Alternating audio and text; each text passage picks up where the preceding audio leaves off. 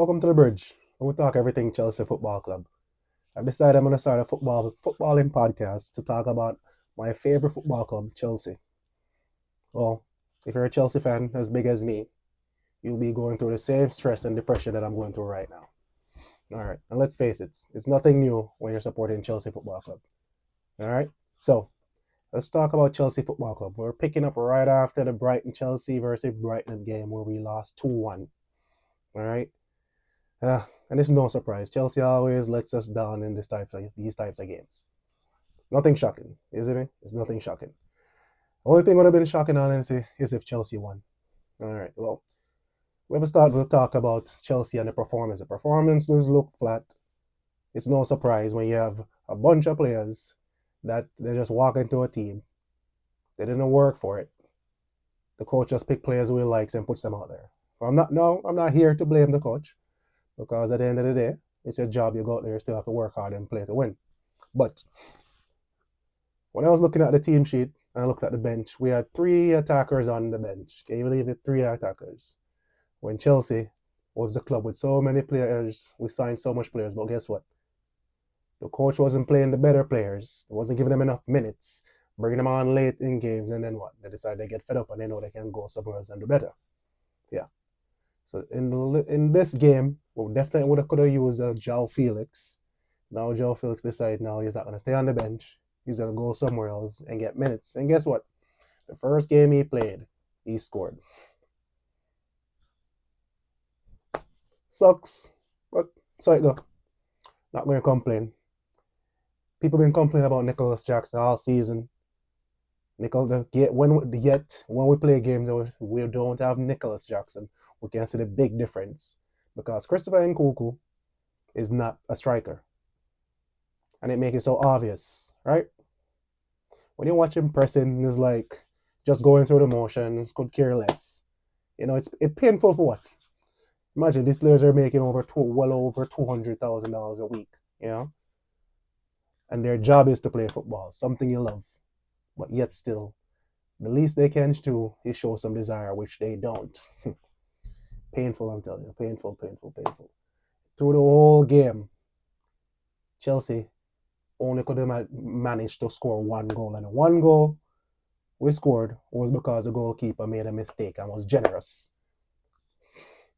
We signed players like Pedro Neto. Pedro Neto was a player at Wolves. When he was at Wolves, he looks like one of the best in the league. Now he's at Chelsea, and it's like, what's this? It's funny because when you have these players, it's like when they're at the small club, they do. And work is hard to get to a bigger club. So the players are hard. They'll finally get to a bigger club. It's like the pressure of Chelsea. It's like it's not an easy task to play for Chelsea Football Club. Trust me, especially when you have to walk into the shadows of the previous players who set a high standards. So when these new players come in, a lot of them not even ever, they probably never even been to a cup final. So it's a lot. It's a new team, and let's face it. Honestly, when I was watching the team, I'm thinking to myself, when everyone would say we're in the title race, I was thinking to myself, no, we're winning right now, but I still see let's face it, if you're a real Chelsea fan and you're watching the games, you're looking and you're thinking to yourself, yeah, we're not in the title race. Let's just enjoy where we're at right now. Because we could see it. The team was still fragile. We couldn't. I don't think we. I think we maybe won one game 1-0, but we can't defend the goal. We have a goalkeeper who is very generous. It's like Oprah Winfrey. It's just you get a goal, you get a goal. That's how I'm doing. But finally now the coach decides he's going to bench him, but however, I'm never bench him in this game. He give him a game. We're not going to blame him for this, but trust me, I still don't want him in the goal. Before him come to Chelsea, we used to have Kepa Arrizabalaga. He used to tell people, trust me. As me talk to my friend them all the time, he used to tell them, trust me, bro, this dude not better than Kepa. But, I'm just talking. I know who I'm talking to. Just vent to your friends, but it's still not going to make a difference. But at the end of the day, you're a fan, so you still have to talk. Make yourself better, But and when Chelsea finally decided to sign this goalkeeper, it was at Brighton, on Brighton bench. So how are you going to take a goalkeeper where a smaller club like Brighton decide them going have him on the bench, and then you're going to bring him to Chelsea, and use him as our starting goalkeeper. Clubs with two well pedigree miles apart. Look, it's sad. Right now, people call it Chelsea Hove Albion because we're always going there to get their players. But it's whatever. It's whatever. But trust me, this whole team need a shake-up. Trust me.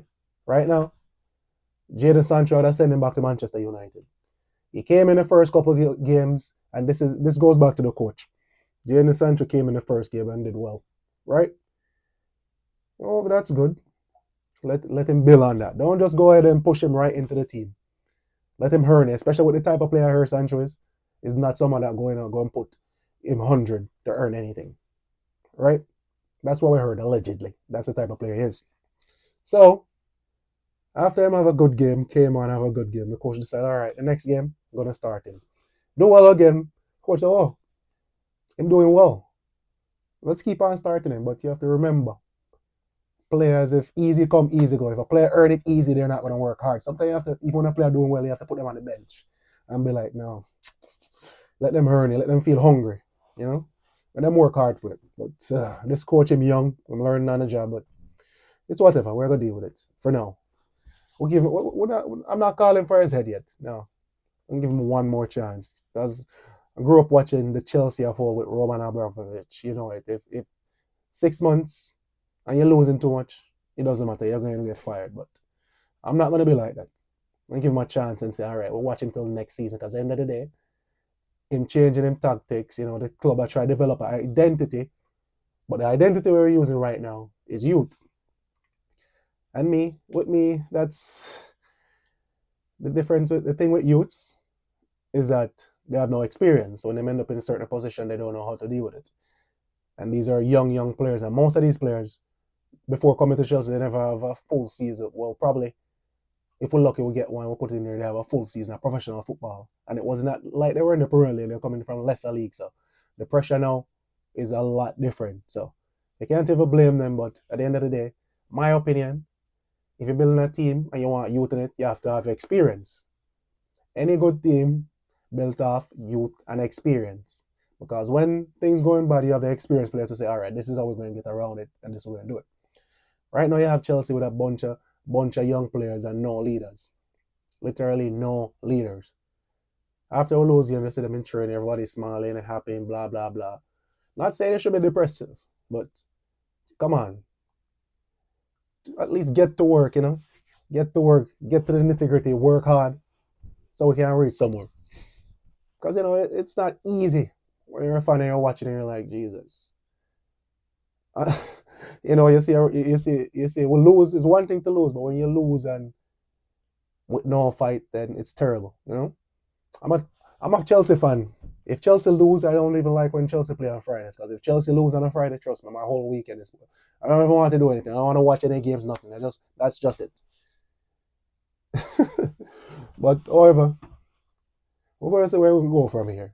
All right. So talk to you next time. Let me know what you think in the comments. Bye.